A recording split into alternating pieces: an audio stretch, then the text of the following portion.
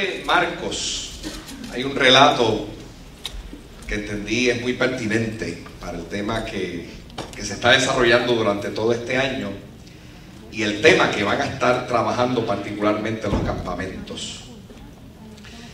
Ese relato está en Marcos 12, lo pueden buscar, yo básicamente voy a parafrasearlo. Marcos 12, básicamente, específicamente en los versículos del 28 en adelante, se da una escena de un diálogo, y es un diálogo muy interesante porque es Jesús hablando con un escriba. Hay varios grupos, líderes religiosos del momento, que se le han acercado a Jesús para hacerle varios planteamientos, y se le han acercado a Jesús para hacerle preguntas de índole social, preguntas de índole político, particularmente en el contexto de la época. Se han acercado para hacerles preguntas trascendentales, para hacerles preguntas sobre asuntos que tienen que ver con lo que va a ocurrir después de la muerte, preguntas que tienen que ver con la espiritualidad. Y en medio de todos esos diálogos que se van dando en esos textos, surge una pregunta que es muy importante de parte de un escriba. Y la pregunta es la siguiente: ¿cuál es el principal mandamiento? ¿Cuál es el primer mandamiento? Esa es la pregunta que le hace un escriba a Jesús. Y Jesús le dice, bueno, el primer mandamiento y el más importante es: oye Israel, el Señor es nuestro Dios y el Señor uno es. Y más adelante Jesús añade: amarás a Dios con toda tu alma, con todo tu corazón, con toda tu mente y con todas tus fuerzas. Pero Jesús añade en esa respuesta que está dando a este escriba, y dice, pero el segundo es semejante: amarás a tu prójimo como a ti mismo. La respuesta del escriba es muy interesante y sorpresiva. El escriba responde diciendo, bien has contestado, maestro, has dicho verdad. El amar a Dios con todas tus fuerzas, con toda tu mente, con todo tu entendimiento, es la palabra que aparece ahí, con todo tu entendimiento.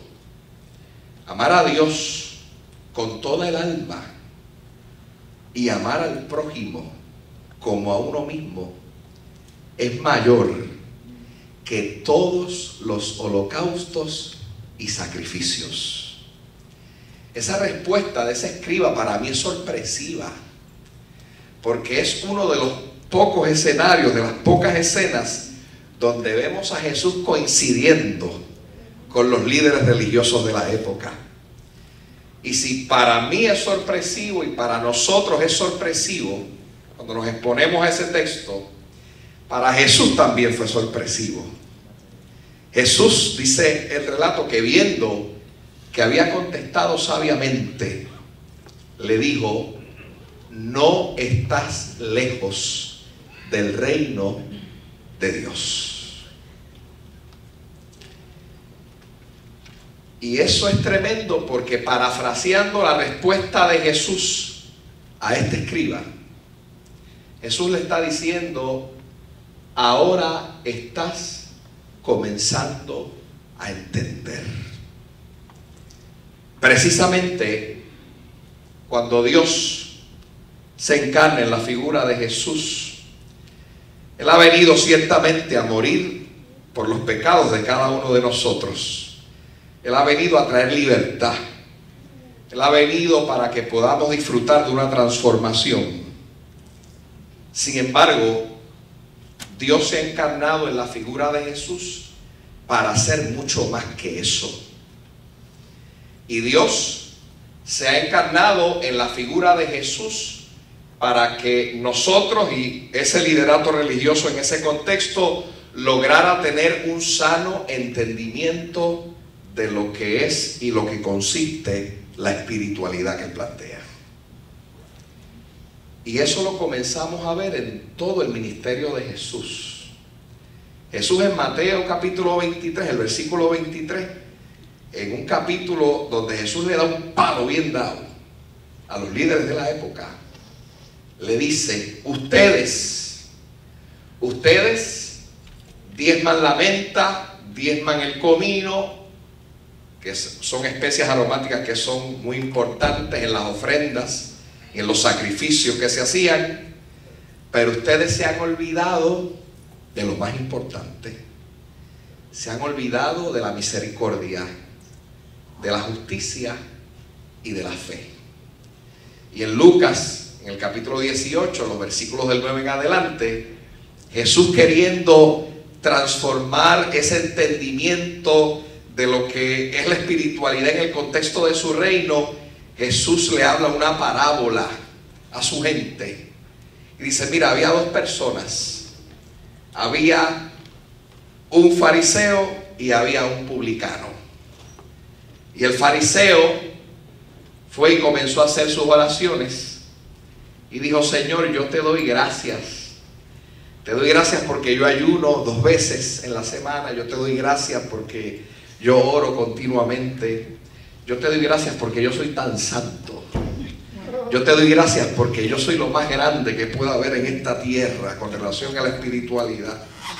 Pero te doy gracias sobre todas las cosas porque no soy como este publicano / hijo del diablo. Te doy gracias porque no soy como este publicano. Los publicanos eran vistos como lo más terrible, los vendepatria del contexto de Jesús.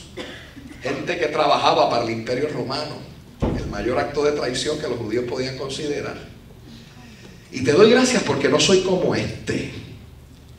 Sin embargo, el publicano en su oración lo que ha dicho con insistencia y consistencia es: Señor, sé propicio a mi necesidad. Y al final de la parábola, Jesús dice: ya ustedes saben quién bajó justificado. O sea, estamos viendo que Jesús constantemente en su ministerio está trabajando con un elemento educativo. Mire, la encarnación de Dios en la figura de Jesús es un evento educativo en sí mismo. Y está educando para que nosotros podamos entender qué es la espiritualidad.